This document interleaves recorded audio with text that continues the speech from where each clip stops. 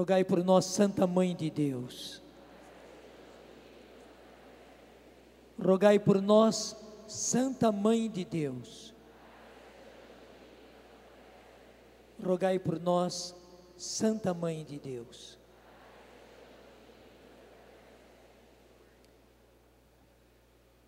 Meus irmãos, a mim foi pedido que falasse a respeito dos grupos de oração, a partir do tema, todos eles perseveravam na oração. Então deixa eu trocar. Todos eles perseveravam no grupo de oração. Porque na verdade tudo começou com um grupo de oração. Até eu queria que você pegasse logo comigo o Evangelho de São Lucas, capítulo 24, portanto estamos no finalzinho do Evangelho de São Lucas, versículo 49, onde se diz: eu vos mandarei o prometido do meu Pai. Eu vos mandarei o prometido do meu Pai. Como ele vai dizer depois, e está nos Atos dos Apóstolos, que esta é a promessa do Pai, da qual já me ouvistes dizer. João batizava com água, mas vós sereis batizados no Espírito Santo. Então Jesus está dizendo: eu vos mandarei o prometido do meu Pai. Entretanto, permanecei na cidade, até que sejais revestidos da força do alto. Nós podemos usar aqui força, nós podemos usar aqui poder, porque no grego a palavra é dínamos, e você sabe que dínamo é dínamo, portanto é gerador de força, e não apenas força. E recebereis dínamos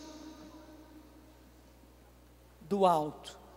Não é um dínamos qualquer, é o dínamos do alto, é o dínamos de Deus, é o próprio Espírito Santo. Ele vos dará esta força, Ele será em vós esta força. E você sabe que os Atos dos Apóstolos são a continuação natural do Evangelho de São Lucas, porque o próprio Lucas é que escreve tanto o seu Evangelho como os Atos dos Apóstolos. E lá, nos Atos dos Apóstolos, nós vamos encontrar, vai comigo então, para o capítulo 1 dos Atos dos Apóstolos, que o próprio Jesus, tendo dado esta ordem a eles, um pouco antes da sua ascensão, aliás eu esqueci de mostrar, mas vocês conhecem muito bem, que depois de dizer isso, está lá no Evangelho de São Lucas, o texto já fala da ascensão, tanto assim que na Bíblia da Ave Maria, o título que encabeça esse pequeno trecho, o finalzinho de Lucas, fala da ascensão. Depois os levou para Betânia, e levantando as mãos os abençoou. Enquanto os abençoava, separou-se deles e foi arrebatado ao céu. Depois de o terem adorado, voltaram para Jerusalém com grande júbilo e permaneciam no templo louvando e bendizendo a Deus. Lá nos Atos dos Apóstolos, capítulo 1, versículo 12, Lucas vai dizer: voltaram eles então para Jerusalém, do monte chamado das Oliveiras, que fica perto de Jerusalém, portanto ligadinho com o Evangelho.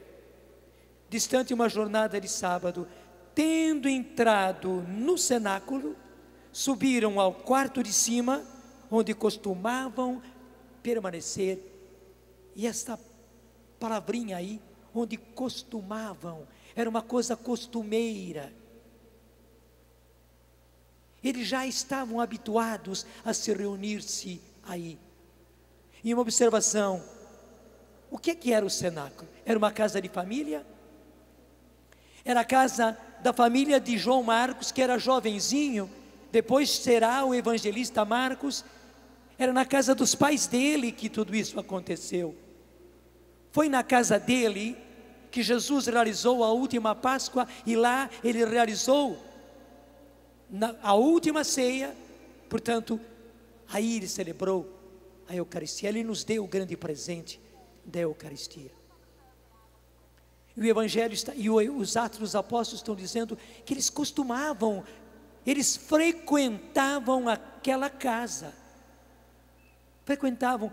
Eu tenho a impressão de que tanto quanto Jesus frequentava a casa de Lázaro, Maria e Marta, ele frequentava também dentro de Jerusalém, porque Betânia está na entrada.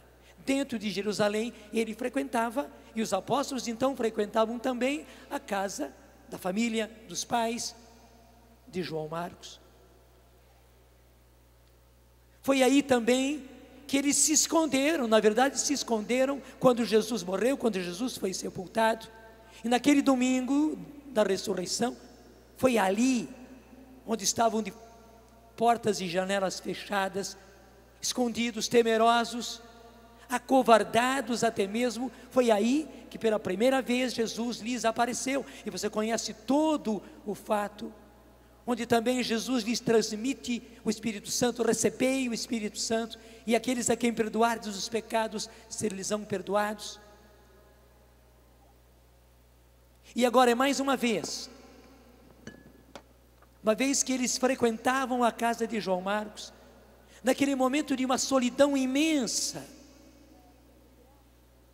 porque Jesus realmente se havia despedido dele, e eles viram que ele subiu para o céu, e uma nuvem o separou. Eles perceberam que era definitiva essa separação física de Jesus.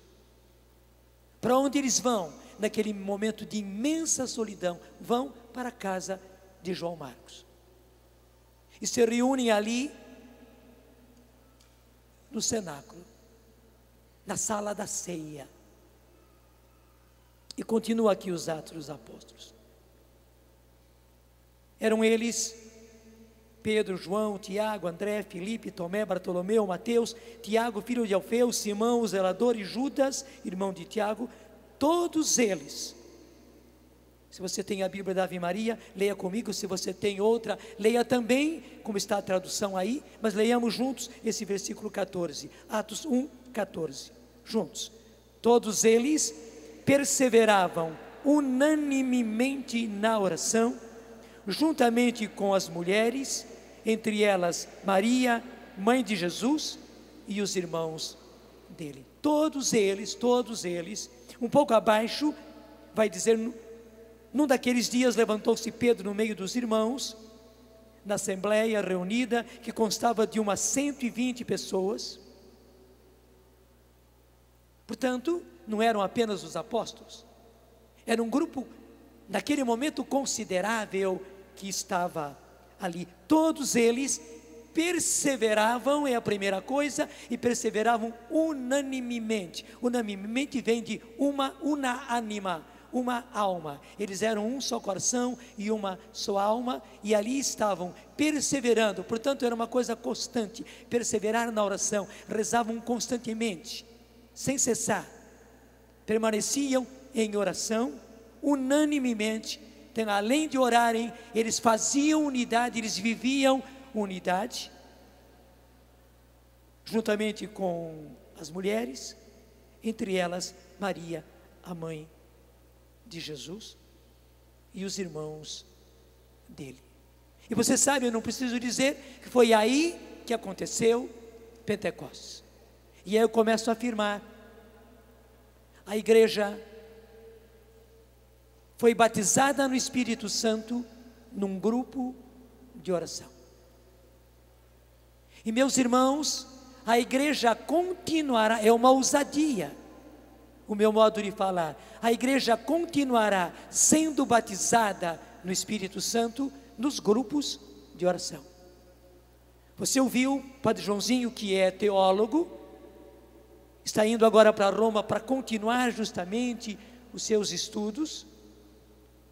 O Padre Joãozinho afirmando aqui para nós que a renovação carismática católica é sacramento permanente de Pentecostes na igreja.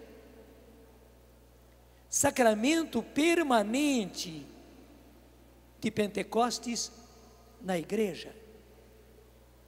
Você sabe muito bem que cada sacramento é um sinal. Portanto, por ser sinal, ele é sensível e eficaz daquela graça que está sendo dada. A graça do batismo é dada por sinais, a água derramada, as palavras ditas. Mas esses gestos, esses sinais, essas palavras têm uma eficácia, acontece a graça do batismo. A crisma é a mesma coisa, é sensível, o óleo usado, a pessoa do bispo, as palavras. E quando isso é realizado, com esses sinais sensíveis, palpáveis, a graça acontece e é eficaz, acontece mesmo de verdade, no duro. E cada um dos sacramentos, a Eucaristia, nem se fala, estão aí os sinais sensíveis, palpáveis, pão, vinho, as palavras da consagração, as palavras de Jesus na última ceia, a eficácia acontece. A ordenação sacerdotal, a ordenação episcopal, a ordenação diaconal, aqueles gestos concretos, imposição das mãos, a oração consecratória que o bispo profere, aquelas palavras centrais daquela oração consecratória. E como o Papa João Paulo II até gostava de dizer, há uma mudança na pessoa, naquela pessoa, na identidade daquela pessoa, pelo sacramento da ordem. Então vocês começam a entender o que quer dizer sacramento. E o Padre Joãozinho afirmou que a renovação carismática católica é sacramento permanente de Pentecostes. Qual é a graça? Na ordenação sacerdotal, na ordenação episcopal, é aquela graça. Na ordenação diaconal é aquela graça. No sacramento da penitência é aquela graça. No sacramento da unção dos enfermos é aquela graça. Qual é esta graça? É a graça de Pentecostes. Eu diria, nós somos como os elementos, e nós somos como as palavras. Assim como em cada sacramento se usam elementos, a água, óleo, pão, vinho, imposição de mãos, e se usam palavras, nunca deixa de haver palavras. Nós somos esses elementos. Os nossos grupos de oração são elementos. Quando realizados, acontece a graça de Pentecostes. Então, o mesmo zelo que nós precisamos ter por cada um dos sacramentos, precisamos ter pelos nossos grupos de oração. Você entendeu? O mesmo zelo que nós precisamos ter com cada um dos sacramentos, e como os senhores bispos cuidam justamente com zelo da celebração, da realização de cada sacramento. Como nós sacerdotes precisamos zelar pela realização de cada um dos sacramentos. Como vocês leigos, inclusive, capricham, né? Quando vocês recebem o sacramento muito próprio de vocês, o matrimônio, como vocês capricham, verdade ou não é? A partir da igreja, dos enfeites, da roupa, da festa, tudo isso é o sacramento. Como vocês capricham na realização ali do momento da promessa em que um e outro faz aquele compromisso que sela entre vocês justamente essa unidade. Já não são mais dois, mas uma só carne. É preciso zelar.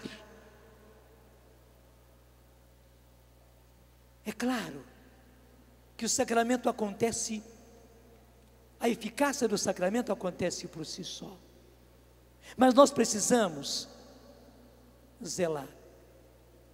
E aqui eu trago uma coisa. Eu sempre fiquei assim, cutucado, por aquela passagem que está no Evangelho de São Lucas também. Volta comigo no capítulo 13 de São Lucas,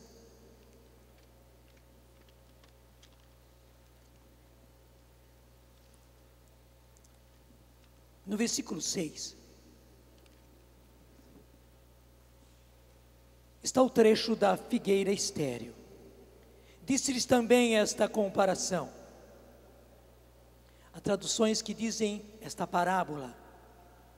Um homem havia plantado uma figueira na sua vinha, e sempre me chamou a atenção isto. Um homem havia plantado o quê? Uma figueira. Onde ele plantou a figueira? Se planta figueira em vinha? Vamos falar sério. Se planta figueira em vinha? É um mau agricultor, né? Jesus realmente, ele tem dessas ironias, ele tem dessas contradições.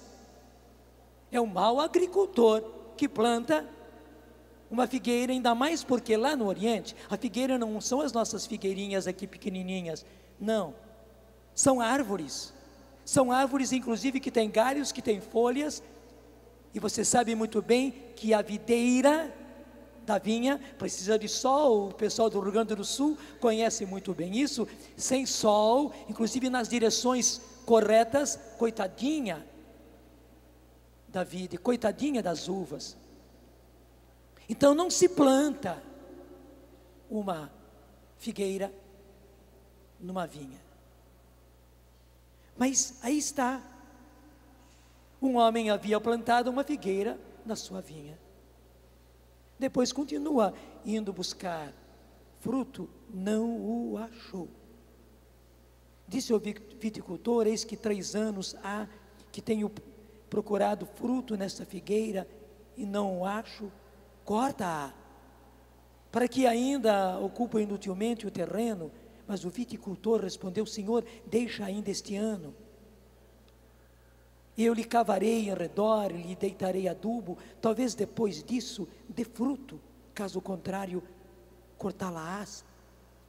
Mas só que hoje eu não vou pegar essa segunda parte, ela faz parte da parábola, é inseparável, mas eu vou colocar mais força. Se aquele homem plantou uma figueira na vinha, que frutos ele quer colher da figueira? Figos. Que frutos ele quer colher da vinha? Uvas. São frutos distintos. Você sabe que muitíssimas vezes, em todo o Antigo Testamento, e depois disso vem também para o Novo Testamento, o povo de Deus, a igreja, é comparada à vinha. Se fala em vinha, a vinha do Senhor é a igreja do Senhor, é o povo do Senhor. Veja, na igreja sua, o Senhor quis plantar uma figueira. Da igreja em geral, ele espera o quê? Uvas, porque o fruto natural da vinha é uva. Do fruto desta árvore estranha que ele plantou na vinha, ele espera que frutos? Figos, frutos diferentes, contraditórios. Agora então veja a segunda parte.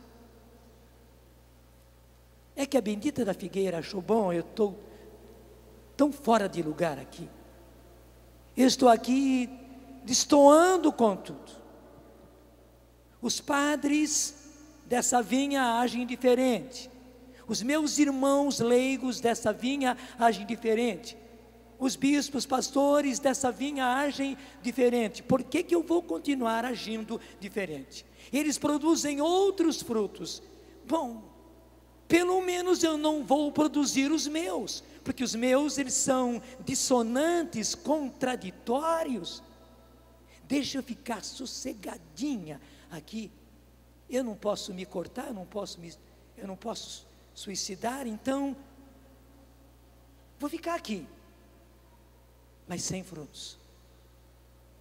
O que disse o Senhor? Corta. Para que ocupar lugar inutilmente? Daí justamente o viticultor, o cultivador da vinha, cultivador da vinha, disse: não, Senhor, não corte. Foi o Senhor mesmo que plantou. Eu vou cavar em redor, eu vou colocar adubo, Dá mais um ano, Senhor. Mas eu disse, eu não vou ficar frisando isso. Mas veja, tanto o viticultor como o que plantou a vinha agora estão se voltando para a figueira. Para quê? Para que ela produza frutos contrastantes, frutos dissonantes, frutos muitas vezes contraditórios. E o Senhor deu a sentença, e o viticultor aceitou a sentença. Senhor, dá mais um ano. Se por acaso não produzir frutos, se ela continuar nessa história, eu sou contraditória aqui, eu sou dissonante aqui, não vou produzir frutos. Se ela continuar assim, daí a gente corta mesmo. Você entendeu? Gente, é duro ser o patinho feio no meio da ninhada, mas nós somos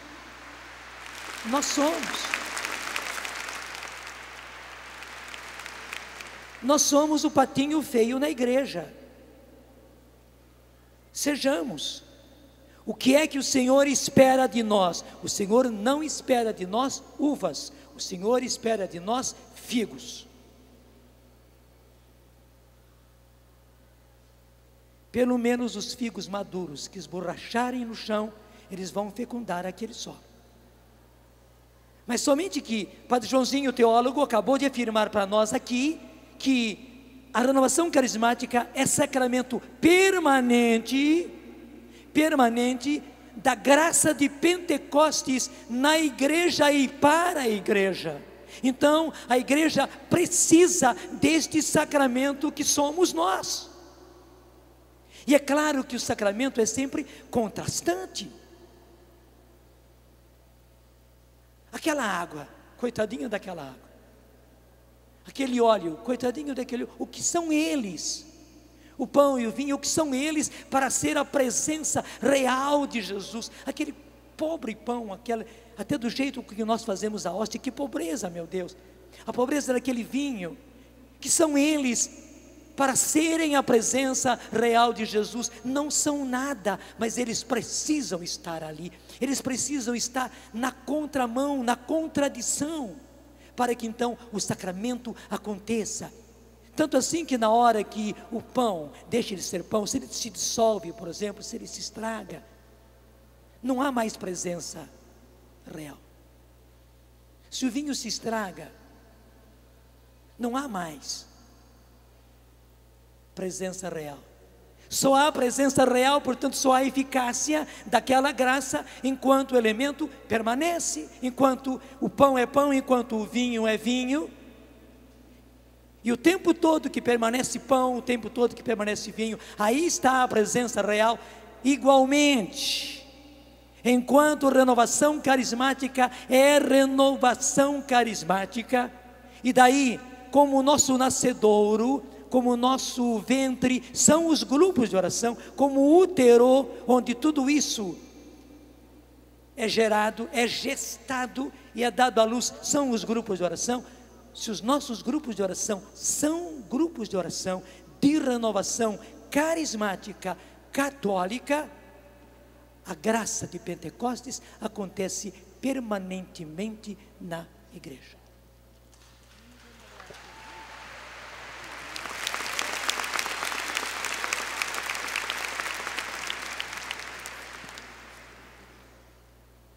Eu vou ser ousado dizendo aqui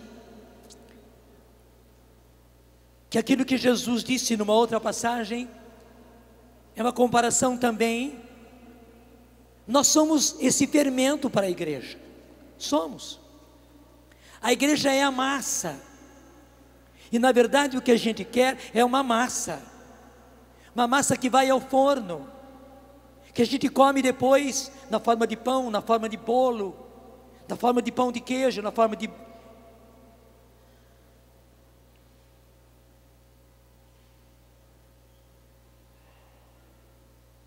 Mas que diferença entre a massa que é fermentada e a massa que não é fermentada?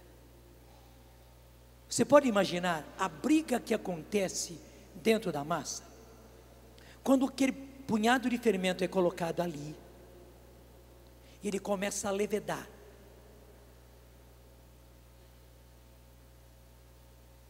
Porque você sabe que o fermento são corpos vivos.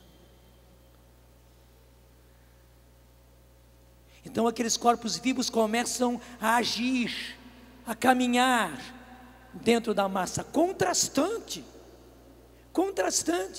que está fazendo esse pessoal aqui dentro de nós, diria a massa.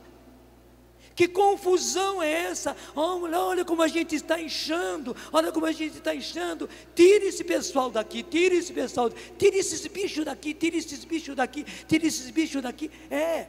porque são bichinhos.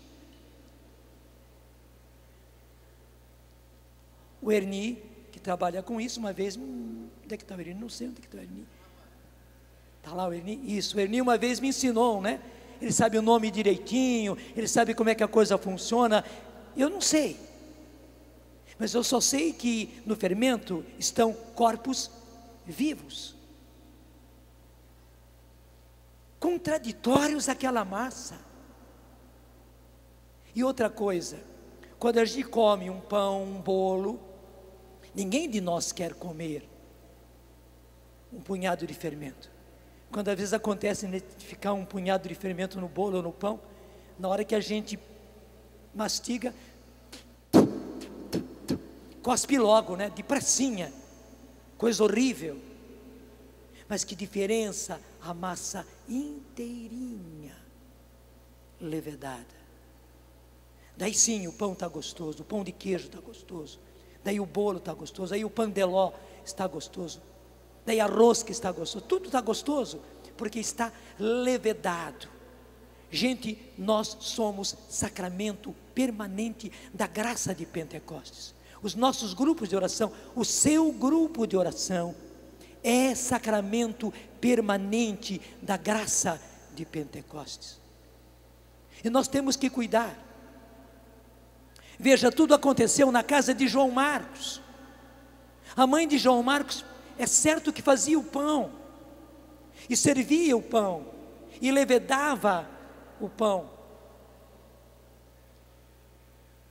Provavelmente o pão que foi usado na Eucaristia foi feito pela mãe de João Marcos. Só naquela ocasião não era pão levedado, era pão ázimo, mas foi ela que fez. Depois o pão, o peixe que Jesus comeu no dia da ressurreição, era pão feito pela mãe de João Marcos. Os nossos grupos precisam de paternidade, de maternidade. Os nossos grupos de oração são úteros, quentes, cheios de sangue, onde o principal elemento é amor, é afeto, é carinho, a partir dos coordenadores. E os coordenadores precisam ser os pais e as mães dos nossos grupos de oração. Pais e mães dos nossos grupos de oração. Nós já temos autoridades demais, já nós temos mando demais, nós temos carência, todos nós temos carência de pai, todos nós temos carência de mãe, todos nós já ouvimos demais ralhos de mãe, mãe ralhando com a gente, mãe castigando a gente, mãe, ontem a Amy fez muito bem aqui, não é? A mãe falando duro com o filho, com a filha. Já temos demais, precisamos de carinho, precisamos de amor, precisamos de paciência. É nesse ambiente quente, cálido, de amor, de afeto, que acontece a graça de Pentecostes, porque o Espírito Santo é amor. Eu sei das dificuldades todas. Eu me lembro de uma família, João e Mara, que eu conheci lá naqueles primeiros tempos em São Paulo, quando comecei os trabalhos com jovens. Eles tiveram 12 filhos, 12 filhos, uma família linda, eles vieram do movimento familiar cristão. Portanto, com 12 filhos, alguns já estavam se casando, e a Mara estava com o neném no colo ainda.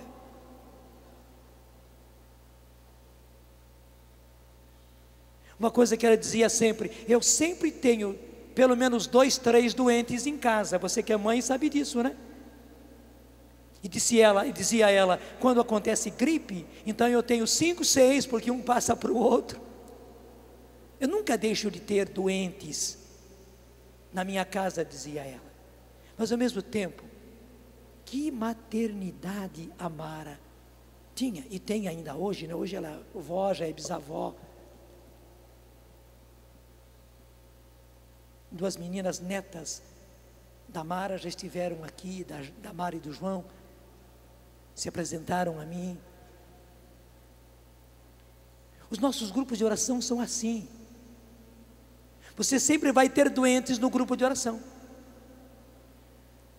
E assim como você precisa desvelar pelos doentes, você vai ter que se desvelar pelos doentes do seu grupo de oração. E não é verdade que a mãe tem muito mais carinho com as crianças e com os adolescentes jovens, doentes? E interessante, né, que os jovens, que os adolescentes fazem mais manha ainda, mais fita, né, quando estão doentes, como eles se mostram carentes, e quantas vezes eles prolongam a doença, porque nessa ocasião recebem mais carinho, mais presença, mais afeto, mais amor. Você terá sempre, é impossível você não ter doentes no seu grupo de oração. E provavelmente você vai ter alguns doentes permanentes no seu grupo de oração. E você vai ter que ser mãe igual a Mara, você vai ter que ser pai igual o João.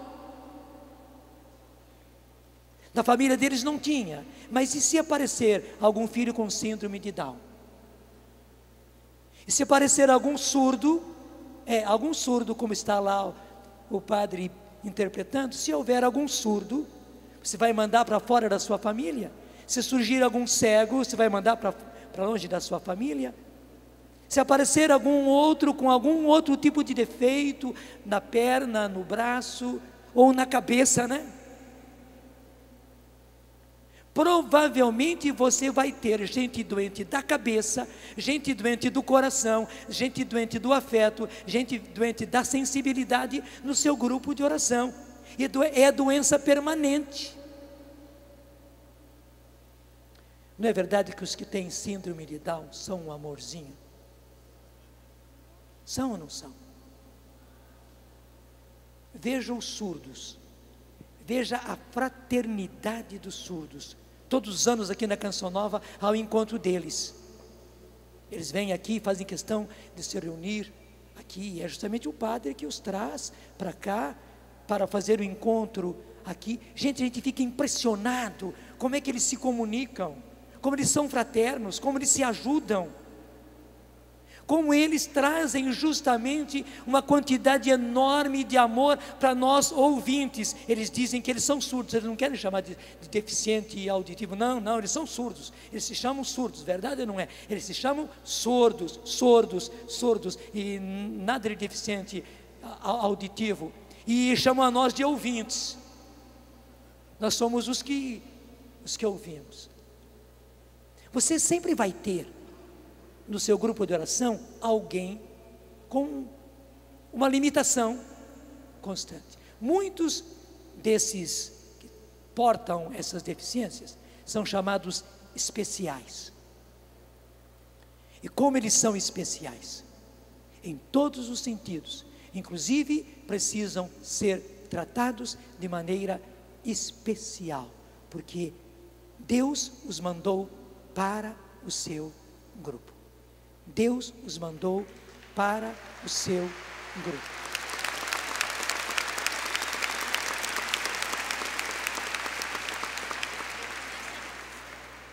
Eu não imaginava que os surdos pudessem orar em línguas. Está aí o padre para provar, né, como eles oram em línguas e como eles oram lindo em línguas. Mas meu Deus do céu, eles não ouvem. Mas o padre diz, mas eles falam, eles cantam, eles soltam sons. Só que pelo fato de não ouvir, eles não falam como nós. Mas que eles oram em línguas, oram.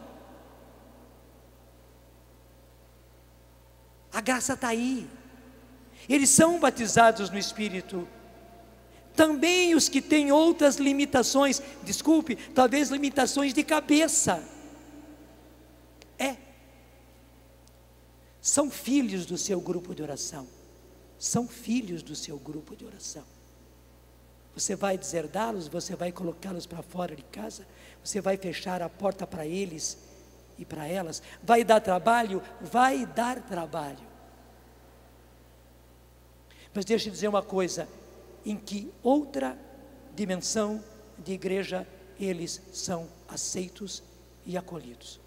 Modéstia às favas. Em que outra dimensão de igreja eles são acolhidos? Especialmente os doentes de cabeça, e os doentes de sentimento, os doentes de emoção. Onde é que eles são? Os doidinhos dos nossos grupos de oração. Onde é que eles são recebidos? Mas uma outra coisa, eu via na casa da Mara e do João, porque eu frequentava a casa deles, graças a Deus. Enquanto que havia gente se casando, havia crianças nascendo, havia meninos, meninas, havia pré-adolescentes, adolescentes e jovens. No seu grupo de oração, você vai ter sempre gente assim. Crianças dando o maior trabalho, porque ainda fazem xixi na fralda, fazem cocô, vomitam, ficam doentes. Você terá meninos e meninas, você terá adolescentes contrariando e questionando tudo, você terá jovens, e você terá também adultos chegando à idade adulta. Como é que você faz na sua casa? Como é que você faz na sua família? Gente, foi na casa de João Marcos, na família de João Marcos, que a igreja foi batizada no Espírito Santo. É num ambiente de família que isso precisa acontecer. Meus irmãos coordenadores, eu não estou repreendendo, ao contrário, eu estou sentindo um amor enorme por vocês.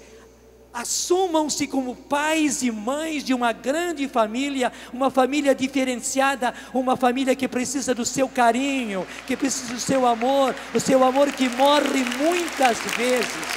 O seu amor, aliás, não é que morre muitas vezes, o seu amor que faz você morrer todos os dias, de diferentes maneiras. Ora você morre para você mesmo por causa das criancinhas, ora você que estão doentes, ora você morre por causa daqueles que são doentes permanentes na sua casa, ora você morre por causa dos meninos e meninas que fazem a maior bagunça, ora você morre por causa dos adolescentes que estão dando trabalho, ora você morre pelas dores de cabeça que os adultos estão lidando. Você morre, você morre, você morre, você morre, você morre, e você aceita morrer, e você aceita morrer, e porque você aceita morrer, eles vivem, eles vivem, eles vivem, eles ressuscitam, e a igreja recebe a graça permanente da eficácia de Pentecostes. Do outro jeito não acontece, porque a igreja é santuário de amor, é casa e escola de amor, que vai produzir a unidade. É casa e escola de amor permanente, de amor sofrido, de amor que faz morrer, daquele amor do qual falou Jesus. É preciso dar a vida, e não há maior amor, não há amor maior do que dar a vida do seu grupo de oração. Sim, você não pode ser o maioral, você não precisa ser o maioral, você não deve ser o maioral, não, eu não vou fazer arte, mas você já entendeu. Eu queria subir em cima disso aqui, não sei o que é, então eu posso estragar. Você não pode ser o maioral, você tem que ser o baixoral, o minoral, lavando os pés, limpando o bumbum das crianças, limpando o vômito do nenezinho, mas também do adolescente que muitas vezes está doente e vomita tudo na cama. Às vezes você não vai pegar vômito, nem xixi, nem cocô, mas você vai pegar as coisas tão tristes, tão doloridas, tão machucadas, tão pululentas de adolescentes e jovens, e talvez de casados da sua família, e portanto também do seu grupo de oração. Verdade ou não é? Mas você, pai, Você é mãe. Você não vai ter nunca uma família perfeita. Como a Mara e o João sempre tinham gente doente, sempre tinha um ou outro se desentendendo aqui e lá, mas você terá uma família onde todos se amam, porque aprendem a amar a partir de você, aprendem a morrer para si a partir de você, aprendem a dar-se e a gastar-se continuamente como gastou-se até o fim o Papa João Paulo II, por causa do seu grupo de oração. Eu sei que os nossos grupos de oração precisam ser grupos permanentes de batismo no Espírito Santo. Precisam. Não é que haja uma hora onde se marca já até no esquema. Eu detesto esses esquemas, né? Mas, perdão, eu é que detesto esses esquemas, mas você faz do jeito que você achar. Se você não sabe fazer sem esquema, tudo bem, né? Mas não é para dentro do esquema você ter um momento em que agora é a hora do batismo no Espírito Santo. Não. Me digam as mulheres, quando você ficou grávida e daí foram fecundados os filhos e as filhas que você tem, você sabia disso? Foi na hora que você marcou? Foi naquela relação que você havia planejado? Claro que não. Se algum caso aconteceu assim, é uma minoria, não é mesmo? Em que hora acontece o batismo do Espírito Santo? Não sei. Mas que o útero do grupo de oração, porque o grupo de oração é um útero, precisa ser tão fecundo, deixa eu falar de uma maneira mais ousada ainda, assim como os casais precisam e só podem ter atos conjugais abertos ao amor, portanto abertos à fecundidade também. Os atos conjugais não podem estar fechados, à fecundidade. Igualmente, todos os grupos de oração têm que ser abertos à fecundidade, porque quase todos os grupos de oração, se não forem todos, haverá gente ali necessitada de batismo no Espírito.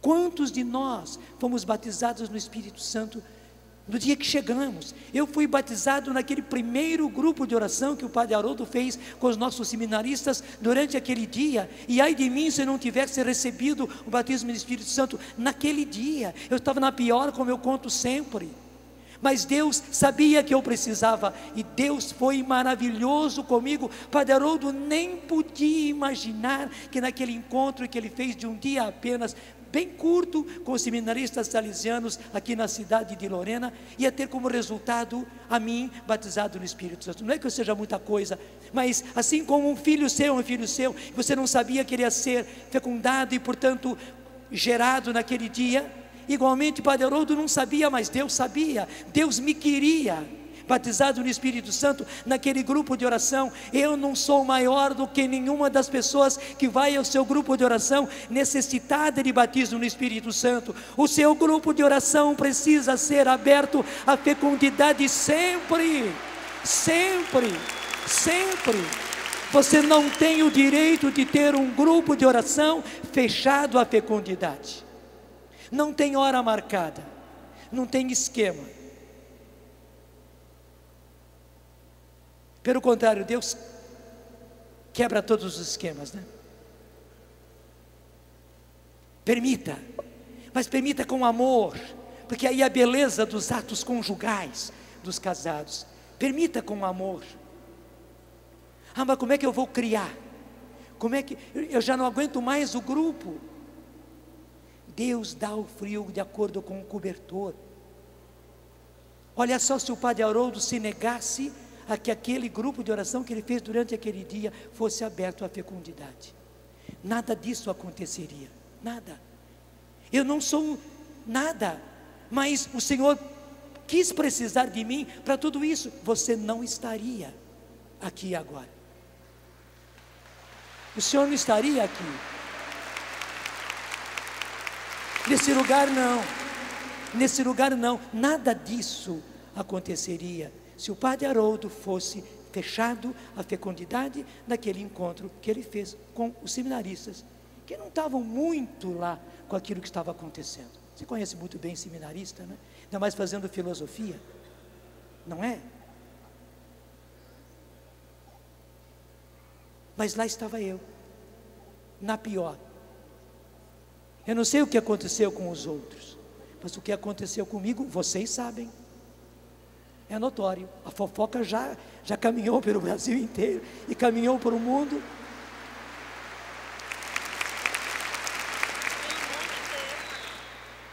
Mas deixa eu dizer, essa fecundidade acontece num ambiente de amor.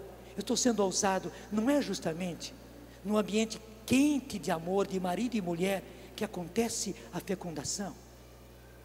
E coitados daqueles que não são concebidos num envolvimento, num abraço quente de amor sincero, de amor verdadeiro, mesmo não esperando um filho naquele momento. E felizes são aqueles que são frutos desse abraço conjugal quente de amor. Já surgem totalmente diferentes. O seu grupo de oração precisa. Além disso, eu sei que os nossos grupos de oração precisam ser carismáticos. O último Pentecostes do Papa João Paulo II foi o do ano passado. O que ele fez profeticamente? Ele talvez nem imaginava por que ele estava fazendo isso, mas o Espírito Santo sim. Ele que reuniu os movimentos e as novas comunidades, portanto toda essa dimensão carismática da igreja, ele reuniu em 1998 lá na Praça de São Pedro. Ele no último Pentecostes dele chamou a renovação para coordenar a vigília, e lá debaixo dos olhos dele, e o Papa falou a eles, e quando ele falou a eles, ele disse justamente à renovação, que ela precisava ser justamente a expressão carismática, que a renovação carismática precisava abrir-se aos dons do Espírito Santo, usar os dons do Espírito Santo, e incentivar os dons do Espírito Santo, e doar e contribuir com a igreja, com os dons do Espírito Santo. Gente, foi o testamento que o Papa João Paulo II deixou a nós.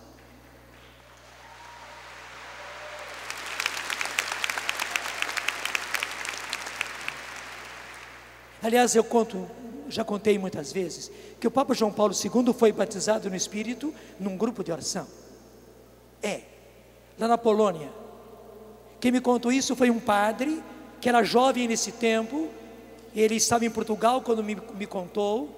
Ele é palutino, missionário palutino. Hoje está na Amazônia, é um missionário mesmo. Ele me contava que ele era jovem lá e pertencia a um grupo de oração. E disse ele: nós demos muito trabalho, nós não éramos entendidos, e a renovação não era entendida na Polônia, quando começou lá nos anos 70, portanto no começo do começo.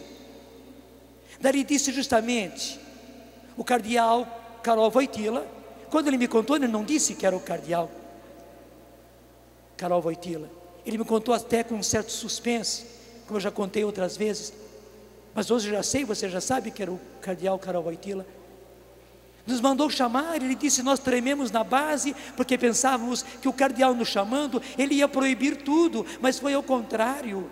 Ele nos ouviu até o fim, se interessou por aquilo que nós fazíamos e disse, vocês vão fazer o grupo de oração na minha catedral. Veja o privilégio, vocês vão fazer o grupo de oração na minha catedral. Ele foi pai, venham fazer aqui. Se vocês não são acolhidos fora, venham fazer aqui.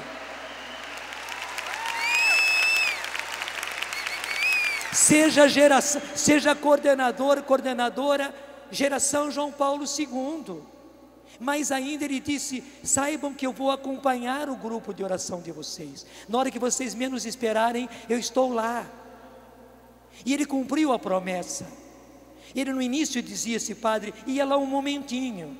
Mas depois ele disse, o nosso cardeal começou a ir cada vez mais cedo e ficando cada vez mais até o fim.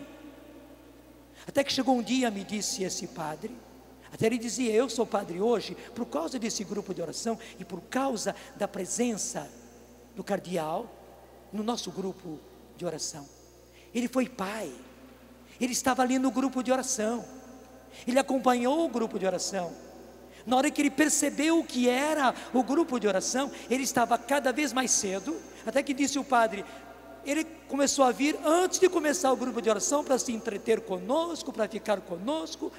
Começava conosco, terminava conosco e ainda ficava conversando conosco. E dizia o padre, ele arrumava tempo para estar conosco durante todo o grupo de oração. Pai é assim, ele morria até mesmo para suas tarefas de cardeal, para poder gerar filhos.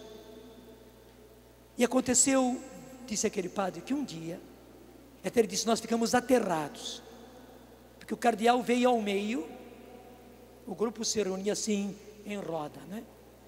Veio ao meio, se ajoelhou e disse, meus filhos, orem por mim, para que eu receba a graça que vocês receberam, e eu comece a rezar do jeito que vocês rezam.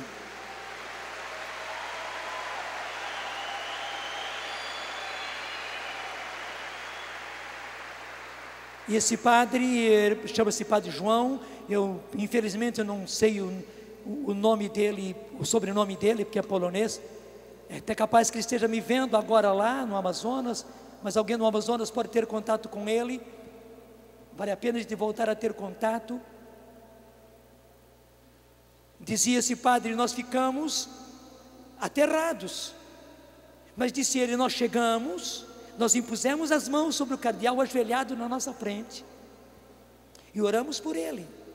E disse ele, nós vimos o nosso cardeal rezando do nosso jeito. Você sabe qual é o nosso jeito? Você sabe qual é o nosso jeito?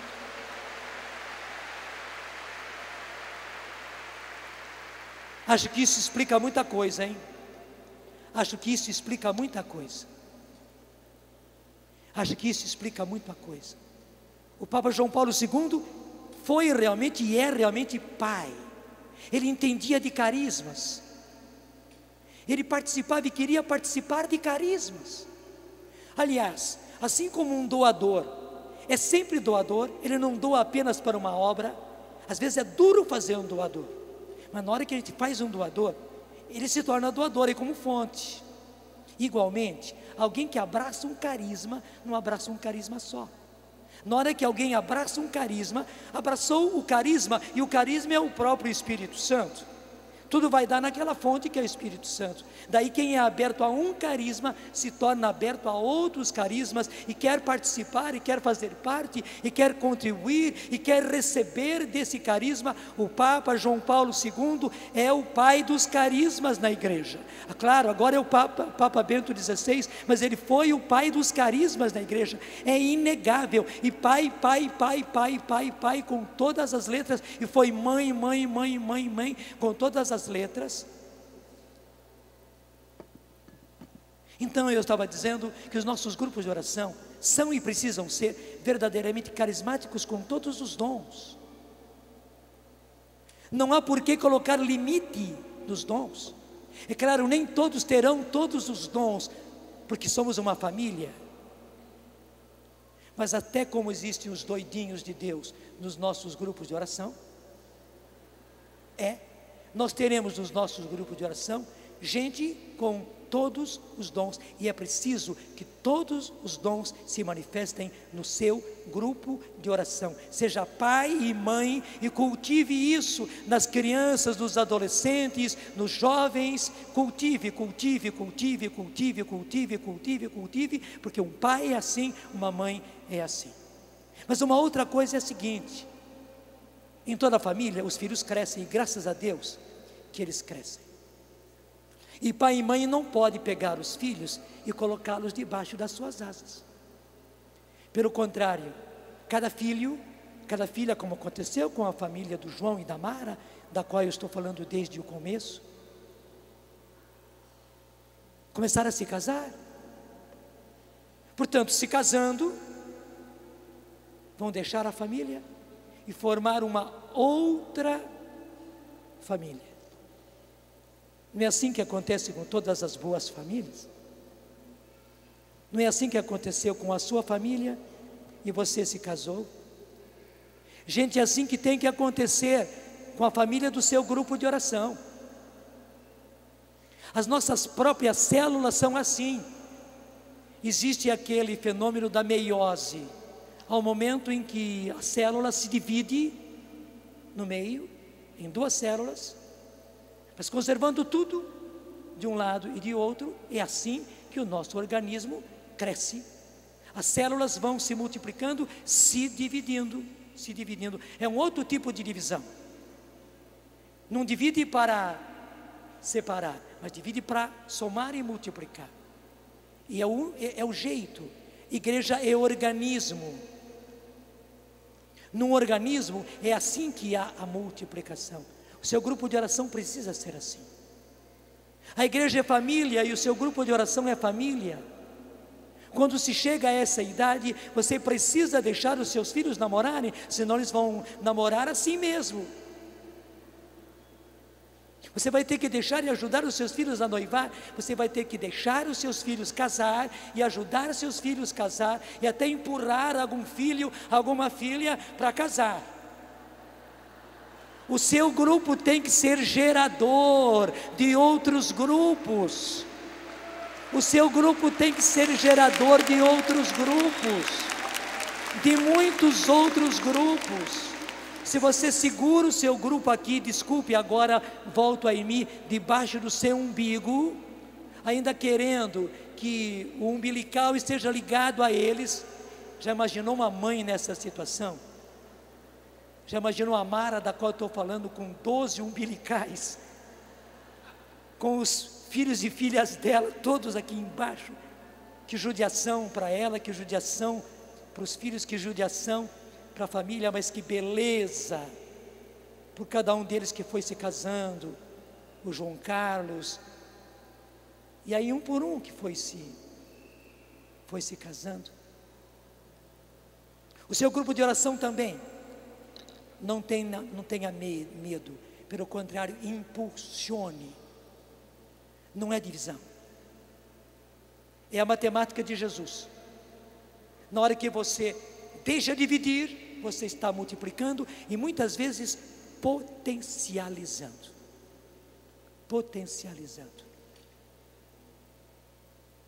Senhor, é tão importante tudo isso, mas nem dá para falar tudo, Senhor. Estou pedindo que o Seu Espírito Santo fale tudo aquilo que eu não fui capaz de falar, mas que Teu Espírito, ó Pai, quer falar, está falando, e mais do que isso, está fazendo. Ó Pai, nós estamos pedindo por Jesus, no Espírito Santo, que assim como foi o Espírito Santo que fecundou Jesus no ventre de Maria, e podemos dizer, foi Ele que gestou Jesus no ventre de Maria, foi Ele que trouxe à luz Jesus do ventre de Maria, que a mesma coisa aconteça nos nossos grupos de oração. E que assim como João Batista no ventre de Isabel ficou cheio do Espírito Santo com a presença de Maria que chegava ali,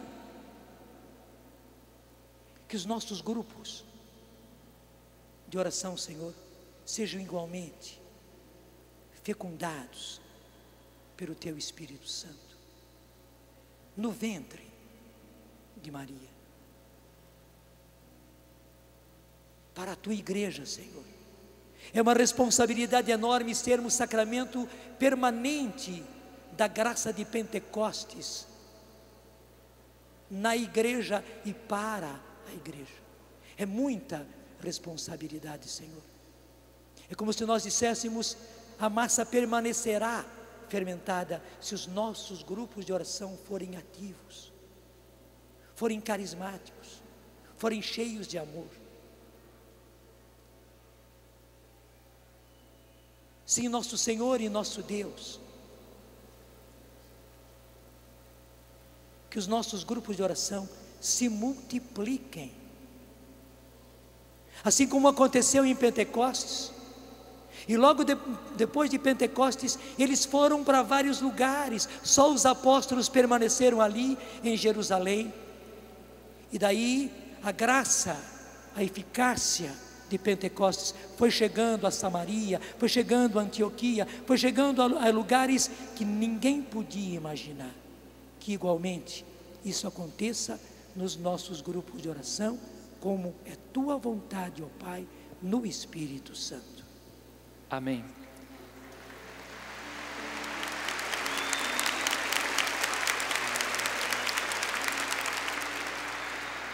Algumas coisas começam a provocar dentro do coração. Marcos, vem aqui, por favor. Padre Jonas, eu conheci a renovação em 1974, numa experiência de oração, orientada pelo Padre Haroldo, lá em Belo Horizonte, era bem no início, né? Também. E o senhor estava falando e passava como se fosse um filme, todos os frutos da renovação. Eu olhava para esses sacerdotes aqui na frente, muitos deles, eu sei que a vocação nasceu num grupo de oração. Amém.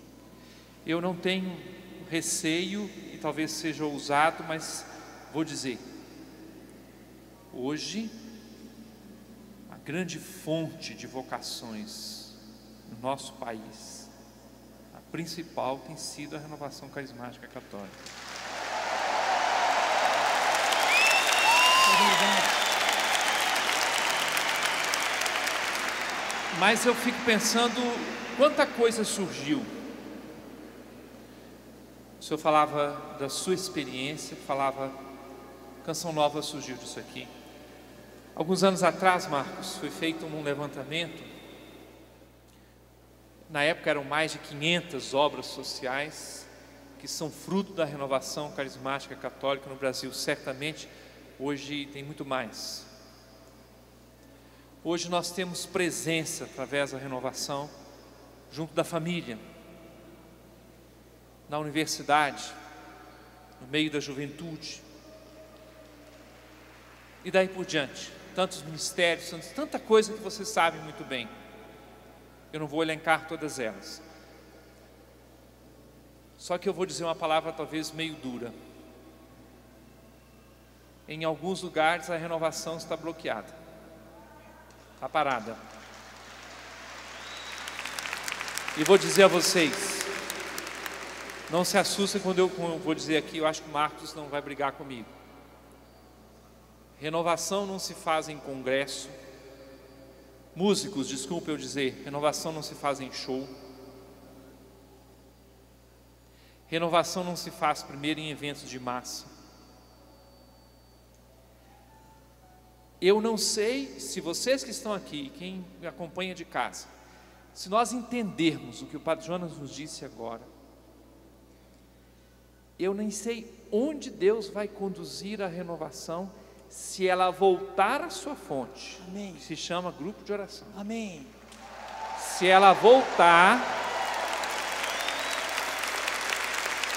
vejam só, há duas coisas. Reinaldo sabe como é que eu tenho sido chato esses anos quando falo disso aqui. Duas coisas.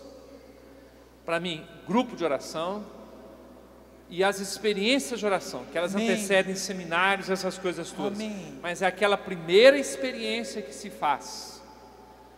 Tudo que nós sabemos que existe hoje no Brasil como fruto da renovação, eu nem sei a que ponto Deus pode conduzir. Ele sabe, se nós voltarmos a esta fonte.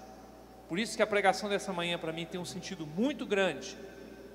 Se nós sairmos daqui, e peço aos padres que sejam realmente pais dos grupos de oração, sejam pais, que vocês ajudem a fecundar esta realidade. Mas eu insisto muito, com toda a força, que um dos frutos para esta unidade que nós estamos buscando seja a revitalização dos grupos de oração. Todo o resto, tudo que eu acenei aqui, a música, o show, a presença, tudo. Mas se não voltarmos a esta fonte, a renovação carismática católica perde o seu miolo, o seu núcleo. Aí ela começa a se organizar demais em tantas coisas. Vou falar baixinho para o Brasil inteiro escutar. Tem hora que tem tanta gente querendo fazer 1000 estatutos e regulamentos de tudo que você pode imaginar e mais alguma coisa. Tá? E aquele gostinho, sabe, Padre Jonas, do grupo de oração, eu já disse isso em outras ocasiões, da pessoa que chega numa porta de uma igreja, vê aquele povo cantando, fica ali meio ressabiado, na semana seguinte chega para frente, depois sem ninguém falar nada quer se confessar, depois quer ter a Bíblia na mão, e daí por diante vai fazendo a experiência do que Deus realiza, começa com uma aparente curiosidade, e Deus utiliza este instrumento, renovação carismática católica no Brasil. Volte às suas origens e você vai ver o fruto. Que beleza. Eu falei quase 60 minutos, Dom Alberto falou 3. Os 3 dele valeram pelos 180 que eu queria falar. Deus lhe pague.